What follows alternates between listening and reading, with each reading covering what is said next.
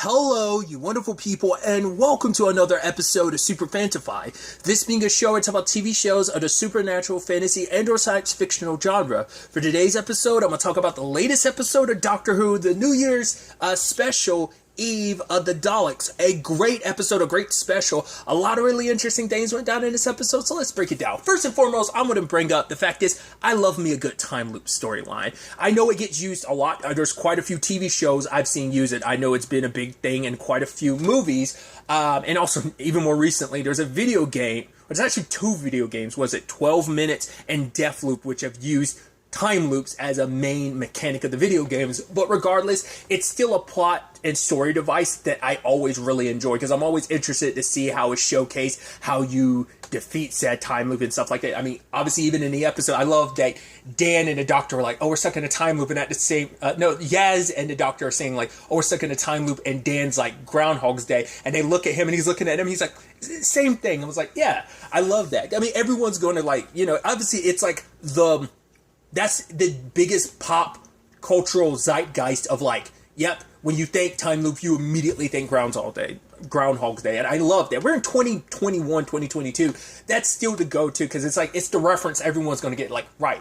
I think it's going to get to the point, and there might be a younger generation's like, even I'm aware of the movie. I don't think I've ever seen that movie all the way through, but it's going to be to the point people are, what's Groundhog's Day? I don't get it. They might only know it because it is referenced. Kind of like, oh, you'll only know something through memes. Like, that's the crazy, I'm about to go in a whole diatribe, so I'm just going to stop it there. But it's just one of those things that like, there might be people watching this like, what's Groundhog's Day? Or they only know Groundhog's Day because other shows that have had time loops or movies that have had time loops have referenced Groundhog's Day. Or maybe it's like, oh, I only know it through memes. Yada, yada, yada.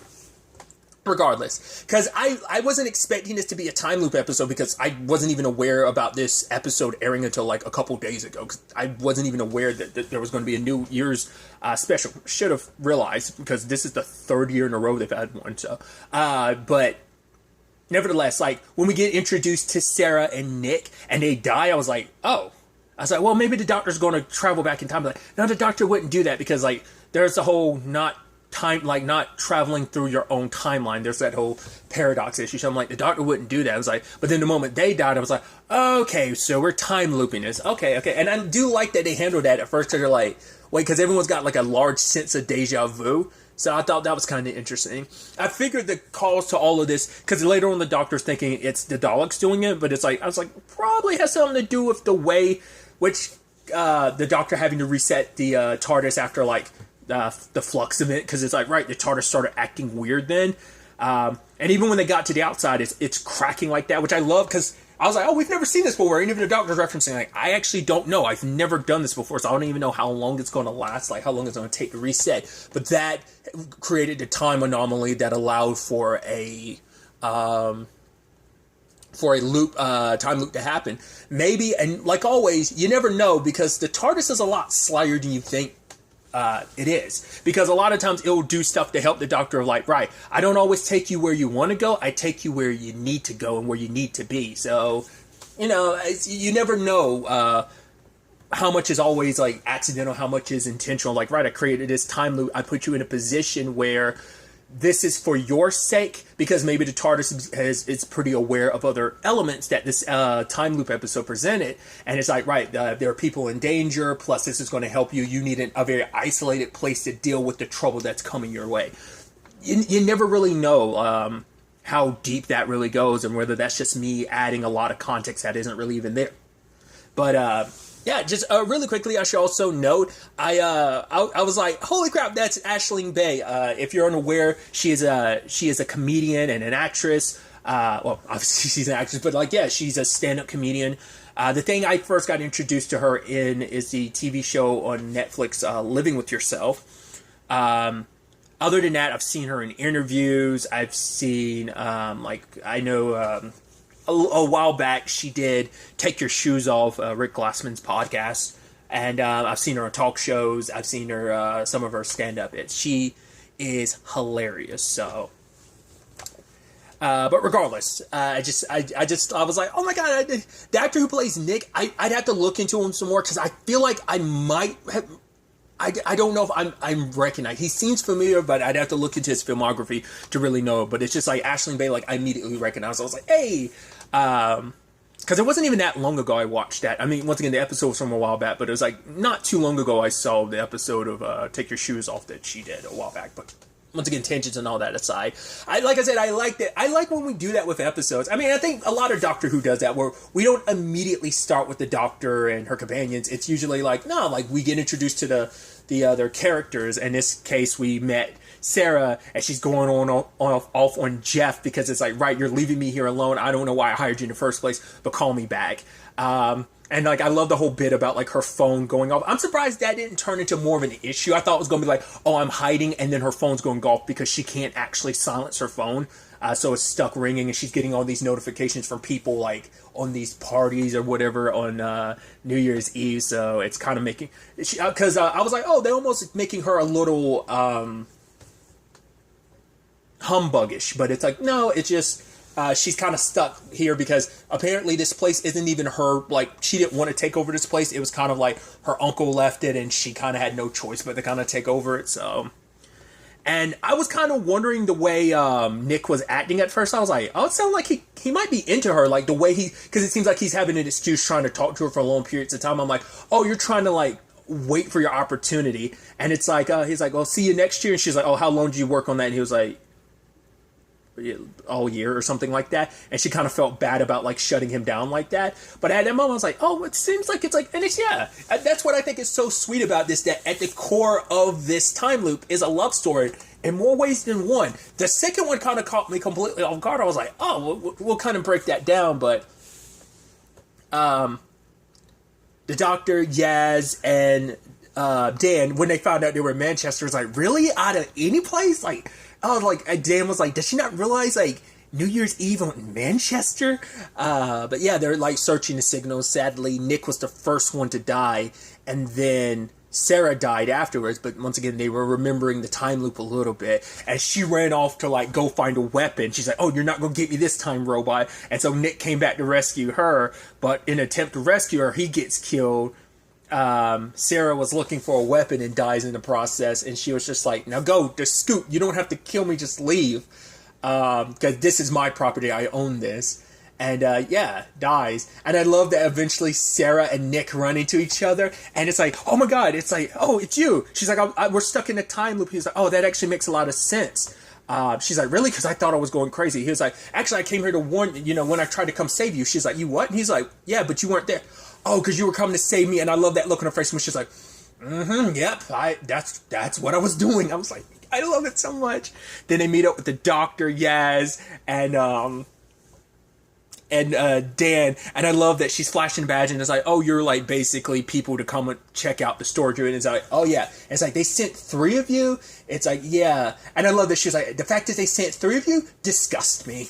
And I love that Nick is like, I don't know what's harder to believe, that we're stuck in a time loop with a robot trying to kill us, or that they sent 3 people. I love that was the whole bit.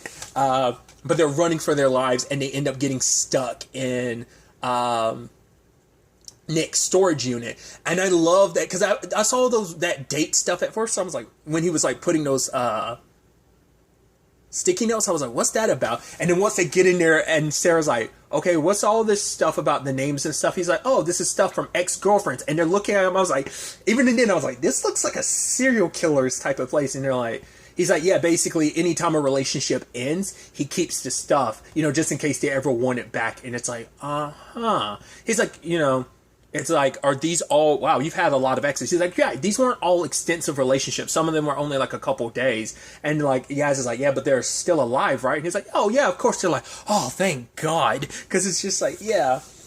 But the fact is that because she has her whole rules about what you're supposed to keep here, what you're not supposed to, which I love. Jeff immediately broke every single one because she went in like no animals dead or alive. Also, don't bring in humans dead or alive or something like that, and just all non-flammable stuff.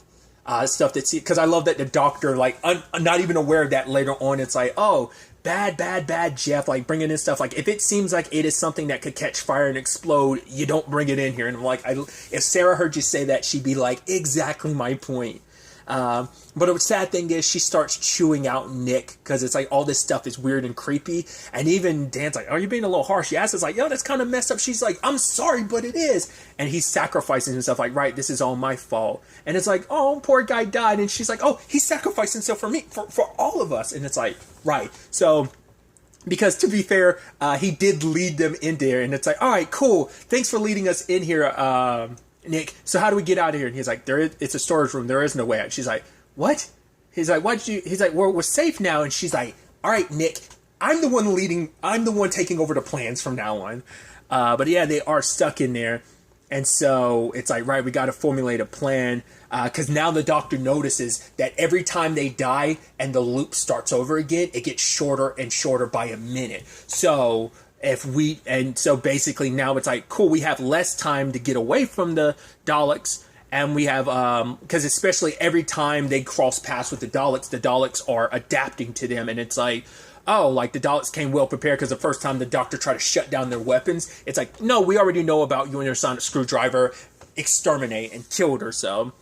But I love the next time around, Sarah, rather than meeting up with the Doctor, Yaz, and Dan, who were planning to go to where all of Jeff's stuff is, like on like the 5th floor or whatever, she went to go, first and foremost, find Nick because she felt bad about chewing him out the way she did. So it's like, all right, let's get out of here together. And so they're managing on their own.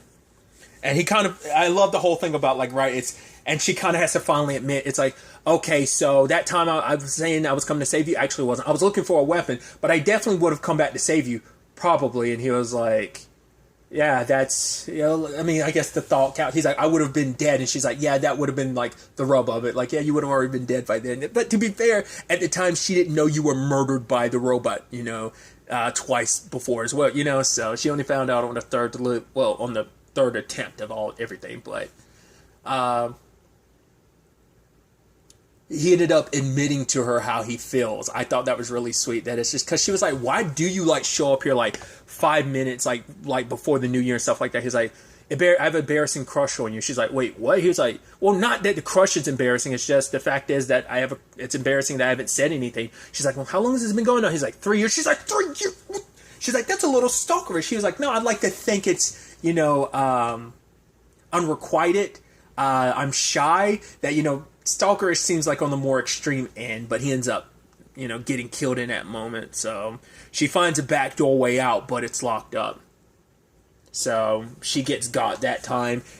Dan sacrifices himself, and the Doctor's like, no, you don't have to do it. He's like, you literally saved the universe and my life a week ago. The least I could do is this time. But you better make sure, like, in case I do die, that this all works out, like I do get to come back next time. Which I love that he's like, oh, I'm alive. And then she was, what was she said later on when they got all reunited like that after he died and eventually she died?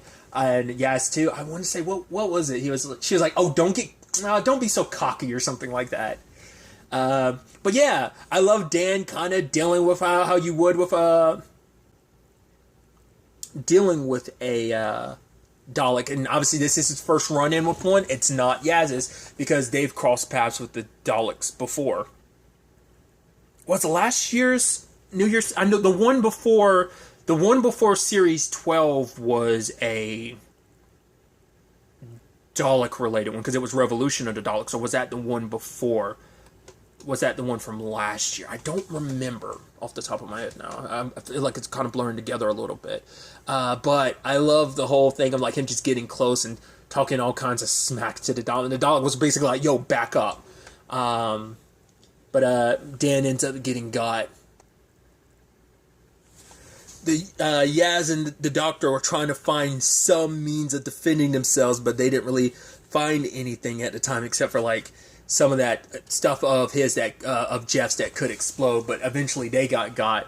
And so eventually they run into Sarah during the next loop, and she's like, right, sorry about that. I kind of ran away because it kind of was your fault, and ends up kind of yelling at the Doctor because it turns out, yeah, the Daleks are super pissed about the flux thing. And I was like, oh, that's interesting. I like that too. It's like, it's only been like a week in the grand scheme of like time frame since the flux event, which I think is interesting because it hasn't been that long either, like real life wise. It's only been like, 3 weeks maybe? Something of that sort. Pretty much. So I thought that was kind of a neat, interesting touch, kind of making the time frame short, both in story and like in real life. But yeah, they're pretty pissed about it, which I even love the doctor, like, what, you're getting pissed at me? She's like, it wasn't even my plan. It was the Centaurans' plan, and I just, like, hijacked it. And it's like, right, like, a whole bunch of their people died because of that. So it's like, to be fair, in her defense, too, it's not like it was just the Daleks that got it hard. The Cybermen kind of got bit pretty hard by that as well as the Centaurans. But on top of that, too, it's like, that they don't care. It's like, no, we don't care about Cybermen. We don't care about the Centaurans. They only care about themselves. You know, the Daleks only care about themselves. So it makes sense why they wouldn't bring that up either. It's just, no, it's about what we lost. So, but yeah, like she was going pretty hard in the paint against the doctor, being like, yeah, this is all your fault. They're after you and everything anyway. But it's like, right, I can't let him die because he's a weirdo. And yes, he's pretty weird, but he's got a heart of gold. It's just like, yeah, my friend was basically saying, like, the weirdos with a heart of gold are the ones you should keep around. And in that moment, Yaz kind of turns and looks at the doctor. And then Dan's kind of looking at Yaz. I was like, wait, is that what it's implying there? And so it's like, right, it's like, you, Sarah, I need you to stay here this time. I will go and find Nick, which Nick gets cornered by 2 Daleks. And he's like, all right, let's do this. And they shoot, and he ducks, and they die. And he's like, yeah, got it. I was like, yeah. And she's like, oh my God, what happened here? He was like, oh, like I kind of took care of both of them. He's like, all right, I analyzed the situation, yada, yada. She's like, you ducked it. And he was like, yeah. She's like, come on, let's go. And it's like, Sarah's like, oh my God, you saved him. It's like, I saved myself. She's like, no, really, what happened? It's like, no, he defeated 2 Daleks. And he was like, yep. And they were 2 higher ups. You know, they weren't just any 2 Daleks. They were 2 higher ups. And she's like, they were all the same rank. Stop milking it. I love it. But I love that it's like, right, they found the door in a previous loop. So it's like, we can get out that way because there's a barrier keeping them in front. But it's like, right, the doctor's plan is to, like, enact a plan that we have to work together. And I love that she gave that beautiful speech and basically kind of like, yeah, what humans do best is like, we fail, but we come together and we work together and we prove. Even when we fail, we learn and we improve. That's obviously, like, the Daleks are learning too. And I think that's such an interesting element to a death loop. Not a death loop, I'm referencing the game. To a time loop is usually only the person who's involved in the time loop will remember. So, like, they remember. But I think it's such an interesting element and adds a deadly element to the fact is that the Daleks remember too. They're already constantly learning, but what makes this even harder is that they're learning from the time loop themselves. So that's why they're able to track them down faster and faster, because it's like, right, I know where each one of you starts at the beginning of your loop, so it's going to be easier to track you down to the point. At one point, Sarah tries to get away, and all 3 of them are already waiting for her. She's like, come on, that's not fair. I literally just got back from the beginning. I'm at the beginning of this loop, and you've already found me within seconds, because they knew exactly where she'd be and knew how to strike. So, like I said, it adds this complicated challenge to the whole loop situation. But I love, like I said, a lot of the back and forth and stuff like that, whereas, like, Sarah was going on about how, like, because it's like, oh, could you get your mom to call in, like, 10 seconds before midnight? And Sarah's like, if our lives depend on my mom calling at the time I tell her to, then then we're all dead. And the doctor's just staring at her. She's like, I'll try. It's like, cool. Because she's like, right, this will be, 2 birds, 1 stone, or 2 Daleks, 1 phone. Now, the other one was better.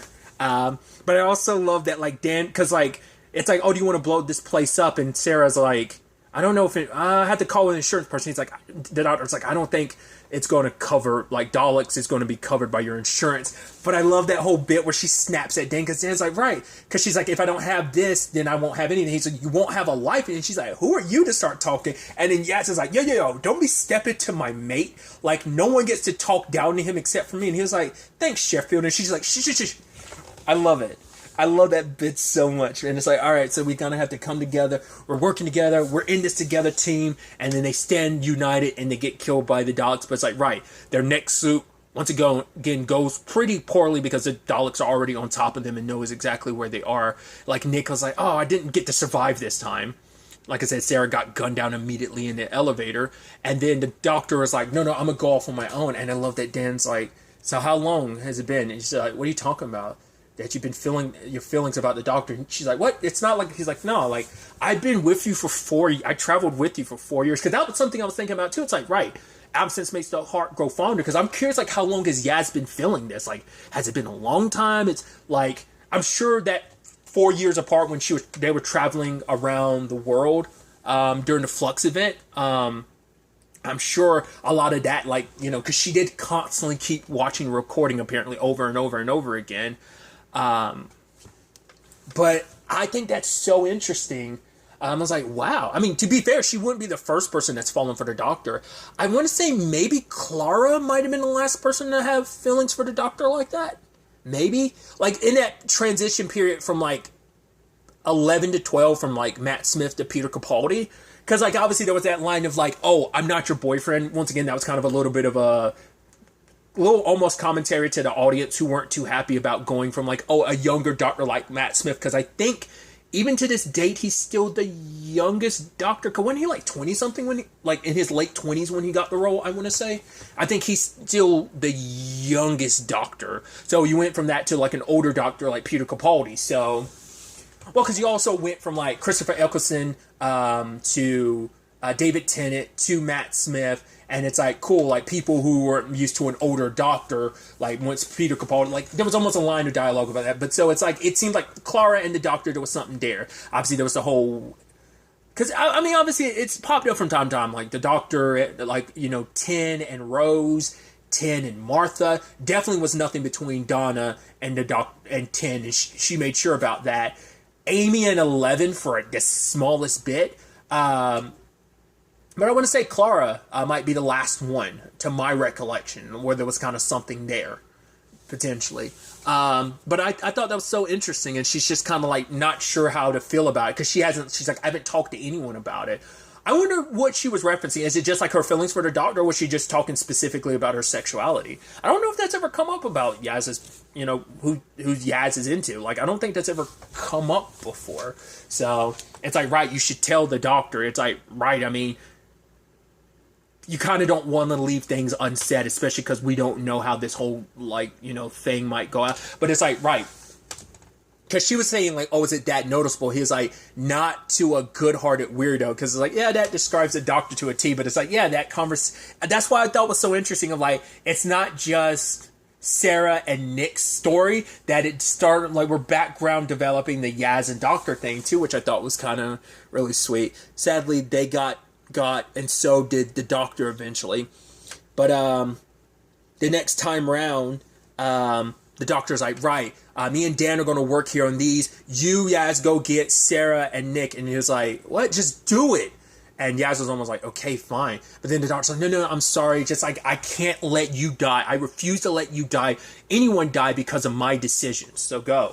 And then Dan's like, she likes you, you know? It's like, I like her too. He's like, no, she likes you. He's like, what are you talking about? And it's like, I don't know why you are pretending to you, and like, we both know it's the truth, like that you are aware of it, but for whatever reason you're pretending not to notice, to, you know, in front of me and her. And Dan was just kind of disappointed, just kind of walked away shaking his head.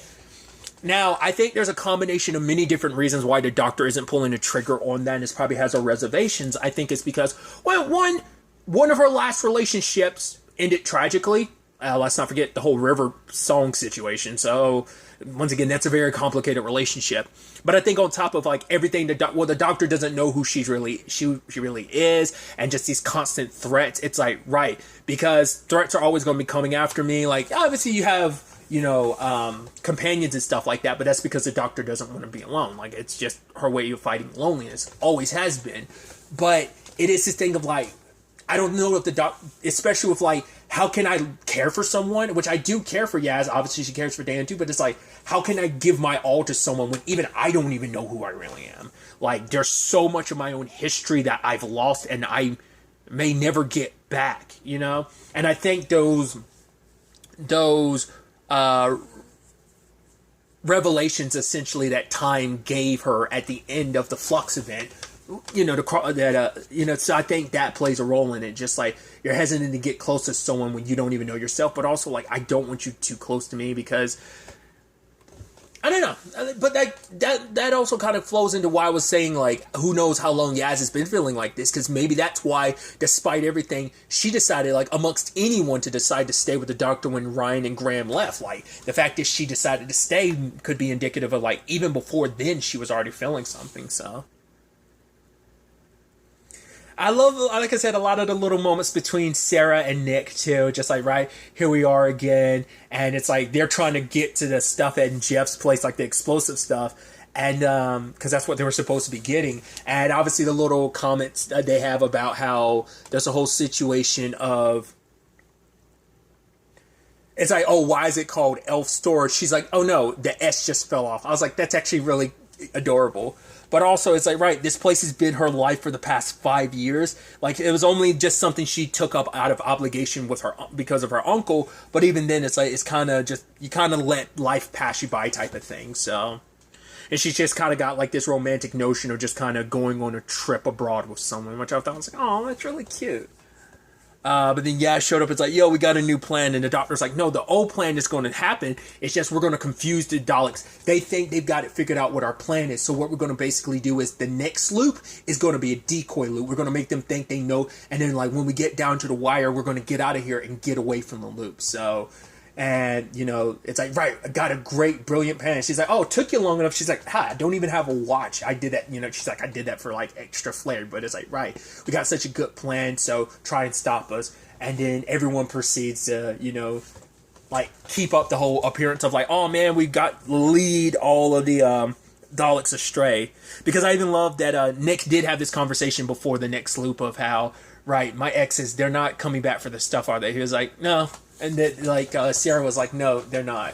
So, this time, like, Sarah gets in the elevator, she calls her mom, and her mom's like, are you drunk? And she's like, no, I'm not drunk. She's like, oh my god, are you ill? She's like, no, it's Happy New Year's, I love you, Mom, and we leave it at that. And she's just, after, like, she hung up with her mom, I thought was super adorable. Because her mom was saying that, because I didn't talk about it, but I love her mom calling constantly, and just how that plays into the story of how, like, her mom is, talking about the fact is like, oh, I met your dad, like, at the beginning of the year. It's like, no, you met him on the 9th. That's not the same. She's like, oh, it's the same thing. It's like, no, it's not, Mom. But Nick ended up stacking up all his exes, their stuff, and everything gets destroyed. He's like, exterminate. I was like, shut up, I love it. But yeah, like, everyone's playing into it and it ends up getting got while distracting them from, like, oh, you caught it. I love how the Doctor and Yaz and Dan are just sitting waiting with beef and beans. I love that. That's just a disgusting hat. Oh yeah, I forgot to bring that up too. Poor Jeff. It's like they realize, like, oh yeah, I think Jeff has been living here. It's kind of like, oh, it's kind of sad because it's like, because those beef and beans are apparently like 3 years past their expiration date. But now, with that all said and done, leading them astray, the Doctor it's like, right, we enact the plan, and Sarah's like, Mom, call me in like 10 seconds to midnight. I know the phone line button, just do it. And so they set everything up, and Daleks think they've won, when in actuality the Doctor ends up coming out on top again. Said that she would, they'd get out, and they did. And the place blows. It's almost incredible to see how, like, it crumbles like that. Fireworks going off. It's like, oh wow, good on Jeff. Which I'm assuming the guy videotaping stuff from far away is Jeff. I was like, there's no way, well, all this reference to Jeff, we're going to see him at least once. And then, like, there we go at the very end. So luckily the TARDIS was fine, and it's like, it's back intact. The reset was over, so they're inside. It's like, oh man, back to normal. Oh, this is so good. And then I love that Yaz was like, so what did you mean about your decision? She's like, what? You know, people, we say stuff all the time that we don't mean. I have no idea what you're talking about. I don't remember. And Dan is like, yeah, of course, and kind of looks to Yaz. And it's like, all right, like, we should go look for this treasure thing. Let's go. And it's like, all right, sure. So that's kind of dealt with. Once again, always deflecting, because even Yaz was like, right, we're never going to make it to that beach where you're going to tell me everything. And I think maybe that's even more reluctance of, like, right, like, if I tell you, because the Doctor in the past has always had a reluctance of telling people a lot of stuff about herself. Like, there's been people who've been like, wait, I'm finding out at the last second that you can regenerate. Like, what's that? There are probably people who went their entire time with the Doctor, like, never knowing anything about extra layers about, where the Doctor's actually from and certain circumstances of the Doctor's past. Because the Doctor does keep a lot, it's like, right, you don't mention all the enemies that might potentially, because like Dan's like, wait, what's a Dalek? It's like, right, you wouldn't, I guess to be fair, you've only been, the last time you were with Dan, right,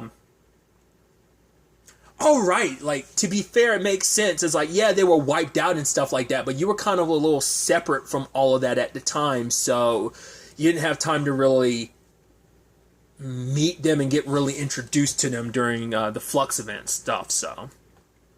But regardless, circling back to what I was just bringing up about the Doctor's decisions and stuff. I wonder if she referencing her time with the Division. I wonder if she's referencing like, right, the past me that I can't remember that made a lot of decisions. Like those decisions were made and you shouldn't have to suffer for. Like I'm wondering, is that what she was referencing or other stuff too? I don't know. That was what immediately came to my mind, but I'm not sure.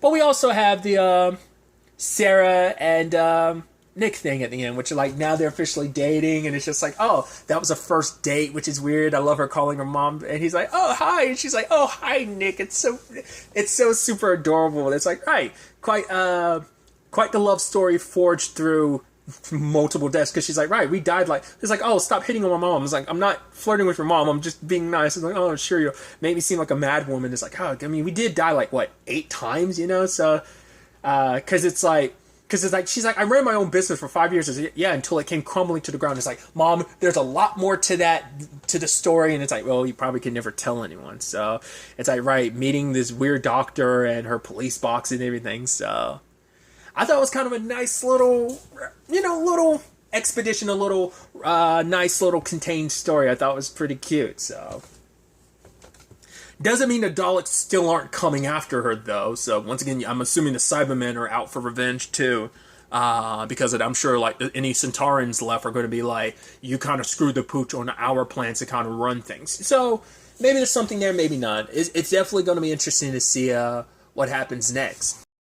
So, doing a little Googling, there are still 2 more specials coming out this year.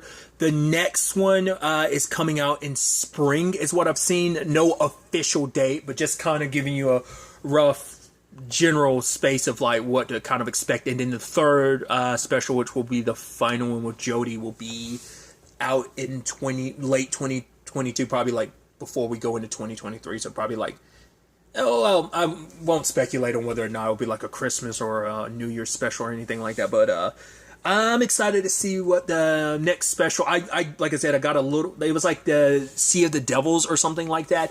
I caught a quick glimpse at it, but I'm like, I don't want to look at anything, I don't want to know anything that's known about it. I'll kind of be caught completely by surprise like I was with this one, so, but I'm excited to see where the next special takes us, what other adventures we go on, and especially how we develop this whole Yaz and the Doctor situation, which is going to be interesting considering like what happens with the especially with this being Jodie's exit soon. Like I'm curious like how that's going to play, maybe very similarly to the whole Clara and 11 situation going into like 11 to 12. Maybe it'll be something of a similar nature of how much that'll change the dynamic, or maybe it'll still stay the same.